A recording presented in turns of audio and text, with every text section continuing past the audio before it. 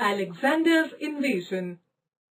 Alexander was one of the greatest conquerors of the world who attacked northwest India in 4th century BCE.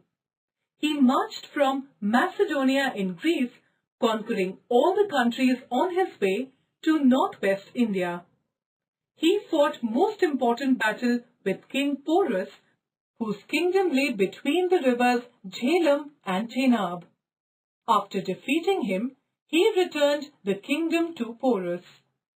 But Alexander could not advance beyond the river Bias because his soldiers were tired after years of war. Moreover, they were afraid to face the mighty Magadha army. So, Alexander decided to return and appointed governors to look after the conquered territories. Fact: it is believed that in the last days of his life, King Chandragupta Maurya gave up his throne and adopted asceticism under the Jain saint Bhadrabahu Swami. He breathed his last in 298 BCE at Shravanabelagola in present-day Karnataka, ending his days of self-starvation. A small temple marks the cave called Bhadrabahu Cave where he died. Fact: a quote by Chanakya. Before you start some work, always ask yourself 3 questions. Why am I doing it? What the results might be? Will I be successful? Only when you think deeply and find satisfactory answers to these questions, go ahead. The Mauryan Empire. At the time of Alexander's attack, Magadha was ruled by Nanda rulers.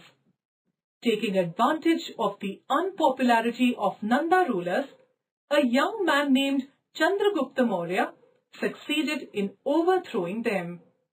Taking help of a wise Brahmin, Chanakya, also known as Kautilya, he established Mauryan dynasty, the first all-India empire in India.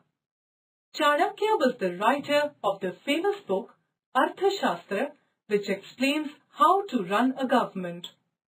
Chandragupta Maurya proceeded to build up an empire which included modern Bihar, Punjab, Central India, Bengal, and parts of Odisha. After consolidating his army, Chandragupta conquered the territories covering modern Afghanistan from the Greek ruler Seleucus Nicator and was appointed governor by Alexander after his retreat from India.